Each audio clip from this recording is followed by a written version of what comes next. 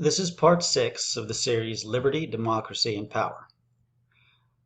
One of the more effective techniques by which power concentrates authority to itself is by dissolving bonds between social groups. It elevates itself through a process of leveling. In other words, power seeks to destroy hierarchy because hierarchy implies a multiplicity of authorities, whereas equality, if it allows for an authority at all, only requires one. Since we've been taught to see equality as one of the highest values a society can strive after, this may sound counterintuitive, but as we move forward it will start to make sense. First, I want to cite Alexis De Tocqueville. He was a Frenchman who visited the United States in 1831 in order to study us and use what he learned to serve France. The fruit of this visit was a book called Democracy in America, which is an incredible resource for understanding the formation of the American mind. It's packed with insights, but here's what he says about equality. Every central authority which follows its natural instincts likes and favors equality, for equality more than anything else facilitates the working of this sort of authority and extends and assures it. How is this true? Part of it is due to the discrepancy between how social equality works in theory and how it works in practice. For example, here is the layout of a hierarchical society. Now, granted, this diagram is imperfect because the church during the Middle Ages, for example, would have been above the state. But it does show us a variety of authorities, each of which will always fight for their right to control what falls under its domain.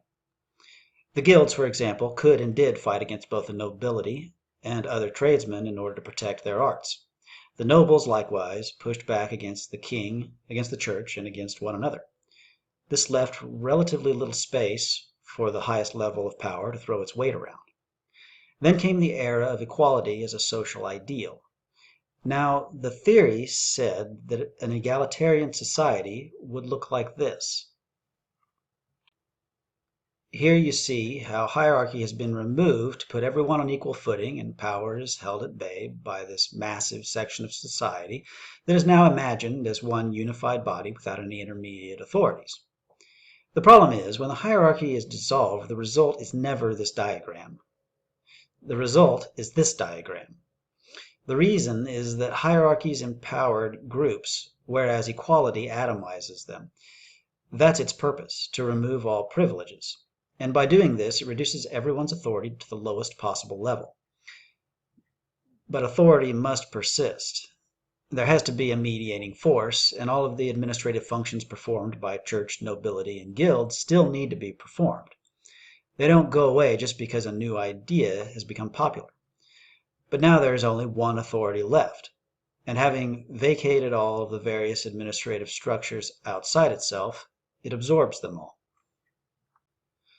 To look at this from a complementary point of view, we can speak instead of individualism. Here's Tocqueville again. Despotism, suspicious by its very nature, views the separation of men as the best guarantee of its own permanence and usually does all it can to keep them in isolation. No defect of the human heart suits it better than egoism. A tyrant is relaxed enough to forgive his subjects for failing to love him, provided that they do not love one another. He gives the name of good citizens to those who retreat into themselves.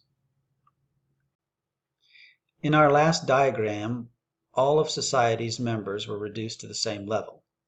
This has the ultimate effect of removing all hierarchical relationships except the one between the individual and the state. Let's look at this in more detail.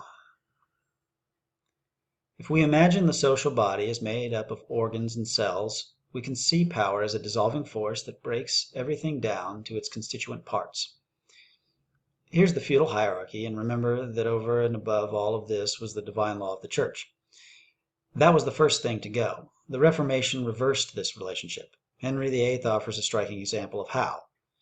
In post-Reformation Europe, the church was not subordinate to the state.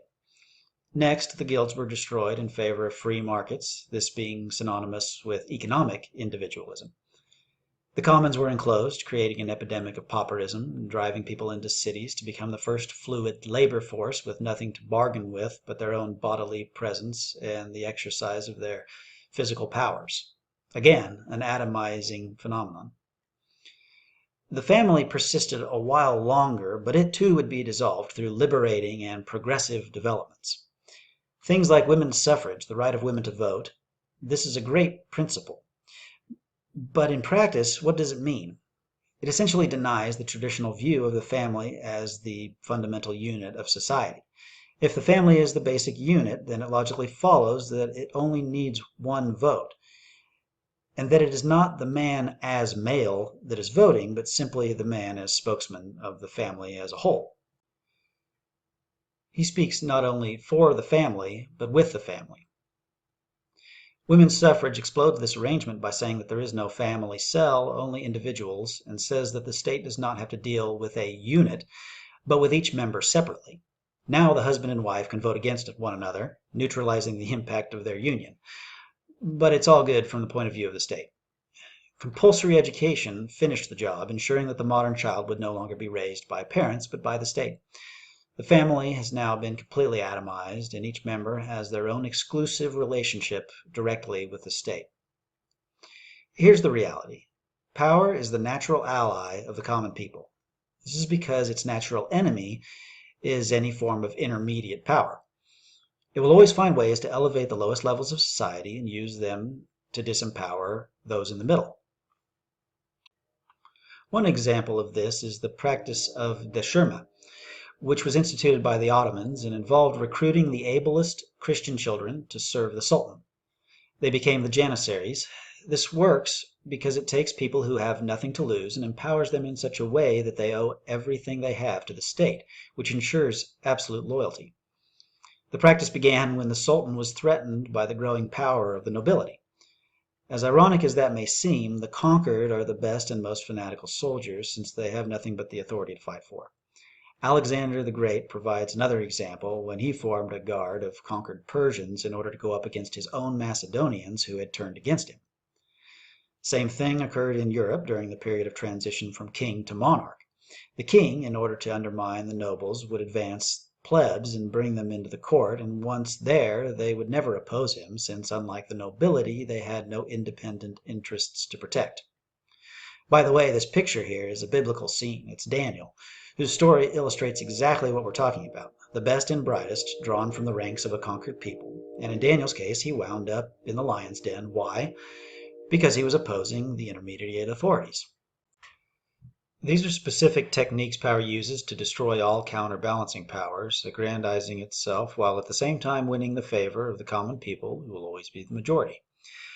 But these all pale in comparison to what happened during the 17th and 18th centuries, when power made its greatest leap thanks to the birth of a new ideology.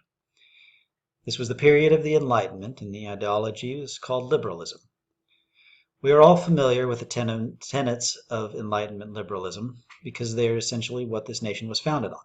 The rights of man, freedom of speech, free inquiry, the separation of church and state, tolerance, self-government. The ultimate message of liberalism is that the individual is autonomous and can judge for himself, and that he ought to have no authority but his own will. Obviously, it was very popular in all spheres. Politically, John Locke is considered a father of liberalism and was held in high regard by the founding fathers, but the Reformation, personified by Luther, is nothing other than liberalism in religious form. And capitalism, represented by Adam Smith, is liberalism in an economic guise. Liberalism conquered the Western world like a tidal wave. The popular acceptance of this philosophy had two major effects. Recalling what Tocqueville has already said, liberalism was egalitarian and individualistic at its heart, so power's two favorite things would now be actively pursued by the people as lofty values. Power did not have to work to dissolve social cells and divide men against one another. They would do it themselves in the name of rugged individualism and good old free market competition. Second, it introduced the idea of self-government, which depersonalized power in such a way that everyone who actually drinks the liberal Kool-Aid will think that whatever the state does is not an act of an external authority, but is in fact the will of the people. If the state encroaches, it is we ourselves who encroach on ourselves. So no big deal. And if we don't like it, it doesn't really matter because there is no tyrant to depose, no regime to overthrow. There is only the will of the people, our own will, and we can't overthrow ourselves. Bertrand de Juvenal said that power in modern times has grown at an accelerated rate thanks to the smokescreen in which it has wrapped itself. That smokescreen is liberalism, and we are all liberals now, right or left, Republican or Democrat. We all drink the Kool-Aid, even if we prefer different flavors. So that covers a lot of territory, but should give us a rough idea of how power gets its way. Is there anything that can be done to stop it? That's what we'll talk about in the next video. If you'd like to know when that becomes available, just subscribe to the channel.